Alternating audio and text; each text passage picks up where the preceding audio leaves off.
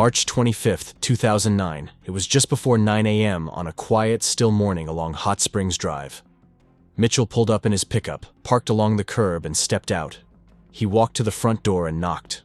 Once, then again. No sound came from within. No answer. Something didn't sit right.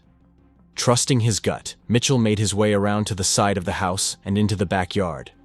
That's when he saw it. Shattered glass. Still, he went inside. What he found inside the home would stay with him. There, lying inside, was Kay Parsons. Though clearly shaken, Mitchell remained steady. He pulled out his phone and called 911. The time was exactly 8:47 a.m. Within minutes, deputies from the Columbia County Sheriff's Office were on the scene. An ambulance arrived shortly after. Emergency crews acted swiftly, securing the perimeter, assessing Kay's condition, and doing everything possible to stabilize her before rushing her to the hospital.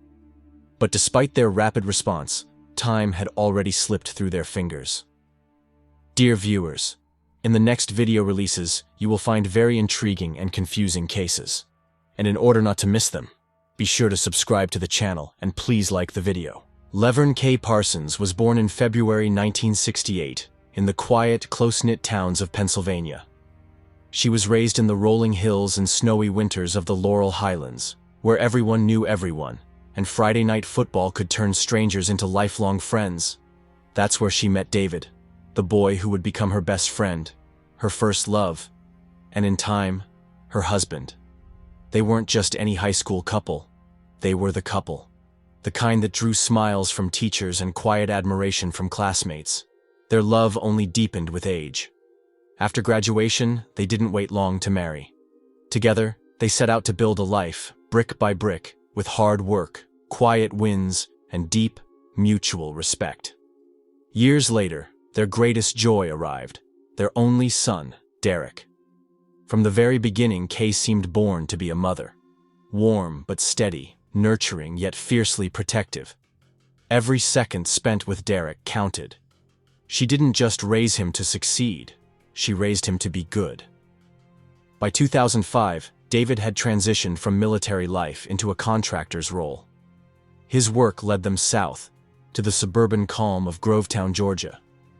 There they settled into a modest home on Hot Springs Drive, a place of fluttering flags, driveway basketball games, and neighborly kindness. For Kay, it was a fresh start. And at 41, she was not one to let life pass her by. She found a job at a local physical therapy clinic, where she helped patients regain their strength after surgeries and injuries. Her co-workers described her as dependable, quietly efficient, and deeply compassionate.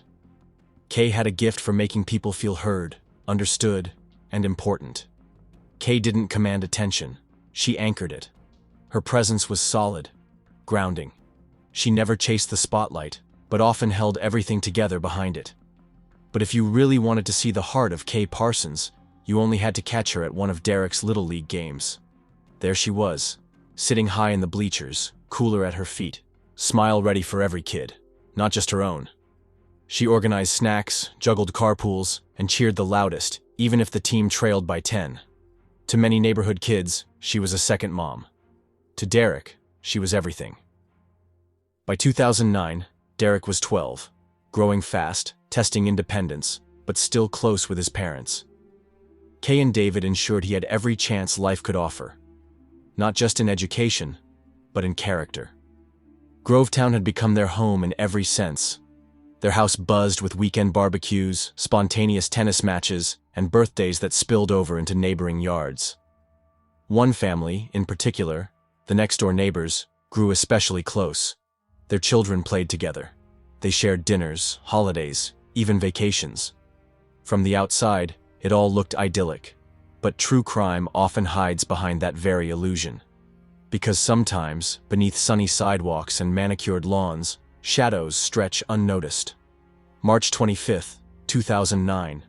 Just before 9 a.m., sunlight was beginning to slide across Grovetown. Lawns shimmered with morning dew. Most houses were still. Parents had left for work. Kids were already at school. The quiet was broken only by birdsong or the occasional hum of a mower. Mitchell Cart was a familiar face, a handyman trusted around the neighborhood. He'd done work for many families. That morning, he was scheduled for a small job at Kay Parsons' house. She had mentioned it earlier in the week, nothing major, just routine maintenance. Mitchell pulled up, the familiar rattle of tools behind him louder than usual in the silence. He stepped out, adjusted his cap, and walked up to the front door. Normally, Kay would greet him with a friendly smile, maybe even a coffee in hand. He knocked. Once, twice. No answer. He waited. No footsteps, no hum of a TV. Just quiet. He glanced at his watch. 8:45 a.m. Derek had already been dropped at school. Kay should be home. Maybe she was in the shower, or in the backyard. Unease crept in. Mitchell circled the house. That's when he saw it. Broken glass, shimmering under the morning sun. The backsliding door had been smashed. The fragments crunched beneath his boots as he stepped onto the patio. Inside, the kitchen was wrong. A chair overturned, a drawer ajar. His pulse spiked. "Kay?" he called out. Nothing. He moved forward. The living room was in disarray, pillows scattered, a table askew. Then he spotted the garage door. He opened it. There she was. Kay Parsons. He dialed 911 immediately. 8:47 a.m. Within moments, Columbia County deputies descended on the scene. Paramedics arrived close behind. They worked fast, stabilizing Kay and rushing her to the hospital. But time was already against them. That Wednesday morning had begun like any other. But by mid-morning the street was wrapped in yellow tape, and the first wave of dread swept over the neighborhood. This wasn't random. This wasn't a botched burglary. Someone had waited for Kay. Someone who knew her habits, knew she'd be alone. This wasn't impulsive. This was methodical, cold. Detectives wasted no time. They secured the home. Photographers captured every detail. Markers were placed beside the shattered glass and overturned furniture. Neighbors huddled outside in murmuring groups, stunned. How could something like this happen here? The more detectives dug, the more unnerving the picture became. Sheriff's Staff Sergeant Jimmy Edmonds stood in the driveway of 718 Hot Springs Drive, arms crossed, gaze sweeping the scene. With over 20 years in the Columbia County Sheriff's Office, he'd seen his share of domestic calls and petty crimes. But this felt different. Later, in a private moment, he would admit, this didn't have the chaos of a burglary gone wrong, nor the heat of passion. This was personal, targeted, as if someone hadn't come to take something, but to send a message. But to who, and why? The first theory was obvious. The husband. Spouses are often the first suspects, and sometimes with good reason. David Parsons, though, had a solid alibi. He was in Los Angeles, California, on business. Phone records, flight data, and hotel logs confirmed it. The last time he'd spoken to Kay was the night before at 6:45 p.m. He tried to reach her the following morning, but got no answer. Still, nothing initially rang alarm bells. Authorities double-checked every detail. Flight logs, credit card swipes, hotel key entries.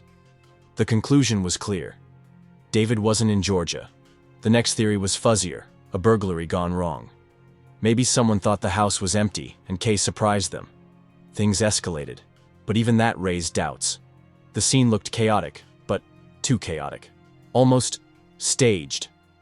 Attention turned to Mitchell Cart, the handyman who found Kay and called 911. Investigators interviewed him within hours. He said he'd worked on the house the day before and returned just before 9 a.m. to finish. Knocked, no answer. Found the glass. Went inside. Found Kay. Called 911. Everything he said matched his 911 call, down to the timeline and tone. He claimed he had been working at another house earlier that morning. Detectives quickly began verifying that claim. Still, like anyone connected to the scene, he wasn't cleared immediately. They had to ask, could he have committed the crime, cleaned up, and played the part of the Good Samaritan? As they pressed further, Mitchell mentioned something that shifted everything. As he waited for police to arrive, a young man had approached him. His name? Michael Bowers. Age? 22. And he lived right next door. Michael told him that their home had also been broken into that morning. Cart passed this on to deputies, and the next lead was born. Michael Bowers was the son of Rebecca "Becky" Sears, Kay's next-door neighbor and close friend. Becky, tall and fair-haired, was well known in the area. A mother to 5 boys, she was active in her children's lives and well-liked at the local physical therapy clinic where she and Kay both worked. When she arrived on the scene with her youngest son, Christopher, her concern seemed genuine. She looked shaken and confused. She claimed she'd just gotten a call from Michael, informing her of the break-in at their home. The detective's ears perked up. 2 homes on the same block, allegedly broken into on the same morning? Becky told investigators that she had followed her normal routine that morning, dropping off her children at school and daycare. She said she saw Kay backing out of her driveway just after 8 a.m. That was consistent with other witness accounts, including one from Mrs. Johnson, a neighbor across the street, who also saw Kay leave shortly after 8 to take Derek to school. Becky explained that after dropping off her kids, she went straight to work. She claimed she was only just returning home when she got Michael's call. Deputies made their way to the Bowers residence to inspect the alleged second crime scene. But what they found raised more questions than answers. Unlike Kay's house, where the back sliding door had clearly been broken, there were no signs of forced entry at the Bowers place. No shattered glass. No pried locks. The front and back doors were secure. Inside, though, drawers had been pulled open, cushions were tossed, and the home appeared ransacked. They asked Becky what was missing. She hesitated, thought, shrugged. Nothing specific came to mind. She couldn't name a single item that was gone. That was a red flag. To the seasoned investigators on site, this began to look like a staged break-in, perhaps an attempt to create confusion or shift suspicion. But with no clear motive yet, it remained just that, a possibility.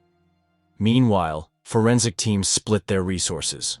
One group combed Kay's residence, gathering DNA, fingerprints, and any other trace evidence they could find. They documented everything: the broken door, the state of the kitchen, the garage. The second group cataloged the Bowers home. Every drawer, every cushion, just in case. And then, a discovery. DNA found on the back door jamb at Kay's house. At first, this seemed like a promising lead. Investigators hoped it might belong to a third party, perhaps the mysterious intruder. But testing revealed that the DNA belonged to Kay herself. Not unusual, given it was her home, but it left the investigators without a new suspect. Interviews continued. Mr. Carter, 2 houses down, told deputies that the street had been quiet all morning. He hadn't seen any strange cars, no unknown figures pacing around, no disturbances. Another neighbor confirmed that Kay had left just after 8 a.m., but saw nothing else of note. As for Michael Bowers, he cooperated with police, but seemed unsure of what exactly had happened. His account was vague. He said he'd heard something around 8:30 a.m., but couldn't explain what. He had no idea who could have done this. He didn't offer much else. Back at the sheriff's office, detectives created a detailed timeline. Kay drops Derek off at school around 8 a.m. She's back home minutes later. Mitchell Cart arrives at 8:45 a.m. By then, it's already too late. Somewhere in that 30-minute window, someone entered her home. Someone who knew she'd be alone. Someone she may have trusted, or at least didn't expect. The once tight-knit Grovetown community, where families waved from driveways and shared casserole recipes over fences, was now awash in speculation. Michael Bowers' version of events was starting to wear thin. On paper, his story wasn't completely implausible, but to seasoned investigators, something about it felt off. When someone finds out their house has been broken into, the first instinct is almost always the same: call the police. But Michael hadn't done that. Instead, he'd called his mother, Rebecca "Becky" Sears. That raised eyebrow. So, the detectives decided to bring Michael in for formal questioning. They didn't handcuff him. He wasn't under arrest, but they wanted to dig deeper. Michael already had a few blemishes on his record. Minor offenses, but enough to show that he hadn't exactly steered clear of trouble in the past. Still, he wasn't known as violent, just wayward, unfocused. He told police that he had left the house early that morning and gone to a friend's place to hang out. That friend, he claimed, was Anthony, another local young man with a checkered past. Michael said he stayed at Anthony's until sometime after his mother left the house to drop off her younger kids. After that, He walked back home, and upon arrival, noticed the mess, and made the call to his mom. But detectives had a theory. One that suggested Michael hadn't just found something wrong. He had been at Kay Parsons' home that morning before the handyman arrived. There was physical evidence that couldn't be ignored. The back door of Kay's home had been smashed inward. Shards of broken glass scattered both outside on the patio and inside on the kitchen floor. Investigators asked Michael to remove his shoes, just to be sure. That's when they spotted it. A small, sharp sliver of glass was embedded in the tread of his left shoe. They collected it, sealed it in an evidence bag, and rushed it off to the lab. The question now: did that shard match the specific glass from Kay's back door?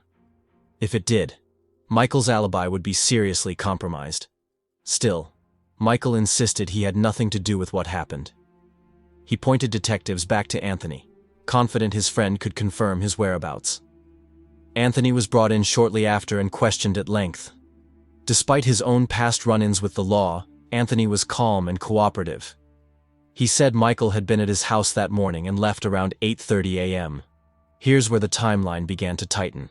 Michael leaving Anthony's at 8:30 gave him, at most, 15 minutes to walk the mile to Kay Parsons' house and leave before Mitchell Cart, the handyman, arrived at 8:45 a.m. Investigators measured the window carefully. Was it possible? And yet, Michael wasn't cleared. His story still had cracks. He hadn't reacted like someone shocked by a crime. He hadn't called the authorities. The evidence on his shoe remained unexplained. Then, March 27th arrived, and everything changed. Kay Parsons, who had been clinging to life in the hospital, succumbed to her injuries. The case had officially shifted from an assault investigation to a homicide. The stakes, which had already been high, now soared. This was now about justice for a life taken. That very afternoon, an unexpected twist pulled the case in a new direction. Becky Sears, Kay's co-worker, friend, and next-door neighbor, stumbled into her workplace in Augusta, visibly shaken. She claimed that a man had appeared out of the bushes and demanded money. According to her, she heard what sounded like a gunshot. She said she didn't see where he went and couldn't describe him clearly. Police from Richmond County responded quickly, canvassed the scene, and looked for evidence. But there were no shell casings, no footprints, no witnesses. Nothing to indicate that a shooting or confrontation had actually occurred. It was just Becky's word, and that, too, was beginning to look suspicious. Then came the call that would crack the case wide open. An inmate at the local county jail, Jerry Jacobs, reached out to law enforcement. Jerry wasn't just any inmate. He was Becky Sears' own brother. Locked up on unrelated charges, Jerry said he had information about the case that couldn't wait. Deputies sat him down, and what he revealed shifted the entire lens of the investigation. According to Jerry, Becky had been involved in a long-standing affair with David Parsons, Kay's husband. Not a brief fling, but a months-long entanglement that had been quietly simmering behind closed doors.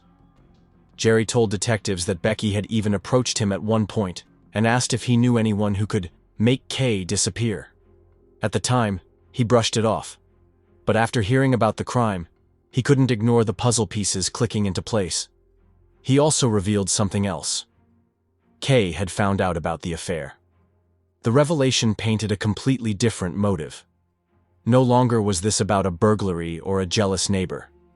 This was potentially about jealousy, betrayal, and a calculated plan. Detectives showed Jerry some of the evidence recovered from the crime scene, including a photograph of the tool believed to have been used in the assault. Without hesitation, Jerry identified the hammer as one he had seen at Becky's house before. When asked if Becky could have acted alone, Jerry hesitated. He said it was possible, but unlikely. He believed Becky had help, and he suspected her younger son, Christopher Bowers, had been involved. Unlike her relationship with Michael, Becky had always favored Christopher. She bought him gifts, motorcycles, a truck, even helped rent him a house. He was the golden child, and Jerry believed Christopher would have done anything to protect his mother, or please her. With this new information, investigators turned their attention to David Parsons. They brought him in for a formal interview, and under the weight of evidence and pressure, he admitted to the affair. He claimed it had started the previous summer.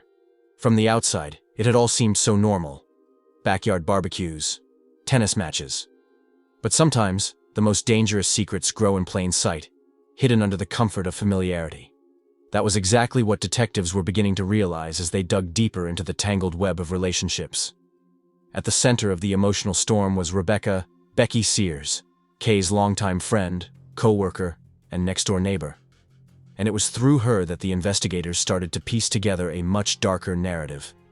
It started, detectives learned, over something as casual as weekend tennis games. Becky came on strong with David Parsons, Kay's husband. At first, it may have seemed like harmless flirting, but over time, things escalated. David eventually took the bait. He later told investigators that Kay had found out about the affair. The couple had serious discussions, and David claimed that he ended things with Becky shortly after the truth came to light. He said he was committed to repairing the marriage, that he wanted to move forward with Kay, and even relocate to a new neighborhood where they could start fresh. But detectives had their doubts. Something in David's demeanor didn't quite add up. He was cooperative, but guarded. The deeper the questioning went, the more cracks began to show in his story. Finally, under pressure, David admitted that he hadn't been entirely truthful. He confessed that he and Becky had spoken on the phone the night before the attack. It hadn't been just a brief check-in. It was a late-night call, emotionally charged. They talked about their feelings, their frustrations, and according to David, the conversation made it clear. The affair hadn't ended. Not really. Even though David had been over 2,000 miles away in California when the crime occurred, investigators couldn't rule out the possibility that he had been involved in some other way. A physical alibi wasn't the same as a moral one. The ones who could provide more answers, and possibly the truth, were now clearly Becky and her son, Christopher Bowers. Detectives decided to circle back and widen their scope. They canvassed the neighborhood again, digging deeper into what people had seen, heard, or noticed over the past few weeks. What they heard was unsettling. Becky's mother-in-law, Mrs. Sears, told detectives that Becky had recently changed. She had become withdrawn, short-tempered, and, in her words, obsessed with David. Another friend, Lisa, a co-worker from the physical therapy clinic, mentioned that Becky and Kay had been inseparable until recently. They had even joined Weight Watchers together. But then Kay pulled away, abruptly. Lisa had assumed it was stress from work or family obligations. Now, in light of everything, she wasn't so sure. Becky's husband, Tony Sears, was noticeably absent throughout the investigation. Still deployed overseas, he hadn't been present for any of the unraveling chaos. That left Becky as the de facto head of the household, at least in terms of influence. And influence, it turned out, she had plenty of over her children, especially Christopher. Christopher Bowers, 19 years old at the time, lived nearby and had no clear alibi for the morning of the crime. When deputies knocked on his door, he barely spoke. Just short, clipped responses. No cooperation. Meanwhile, Michael, the son whose shoes were tested for glass shards, was slowly being cleared. Forensic tests showed the tiny glass fragment in his sole did not match the type from Kay's back door. That meant attention shifted, and fast, to Becky and Christopher. The turning point came when Becky finally agreed to sit down for a formal interview. At first, she was defensive, but once detectives brought up the affair, something shifted. Her tone softened. She started to cry. She opened up, describing the relationship with David, her emotional turmoil, and how her husband had eventually discovered the affair. She painted herself as someone broken, caught between what she had and what she wanted. Then, the conversation took a dramatic turn. Becky confessed that it had been Christopher who killed Kay. She said she never told him to do it. But she did admit that she had told Christopher how much she loved David, how she wanted to be with him. In her own words, "I didn't ask him to do it. I said how hard it was, and how something had to change." It was a vague admission, but a telling one. And then came a bizarre revelation. Becky claimed she picked Christopher up that morning, at 4 a.m. Detectives asked her why. Why so early? What was the plan? She couldn't give them a straight answer, just said that he wanted to come over, that she didn't know what he was going to do. A few hours later, Christopher called her. "Come get me," he said. She drove over, picked him up. asked him what had happened. "All taken care of," he replied. Shortly after that, Michael called to report the supposed break-in at their home. Becky and Christopher returned just in time to act surprised. Investigators later determined that Michael's return was coincidental. He had nothing to do with the crime and was ultimately cleared. But Becky and Christopher? They were at the center of it. As detectives pressed further, Becky admitted something else.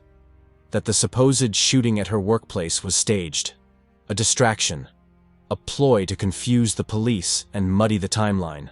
Something that would make investigators consider other possibilities and delay the inevitable.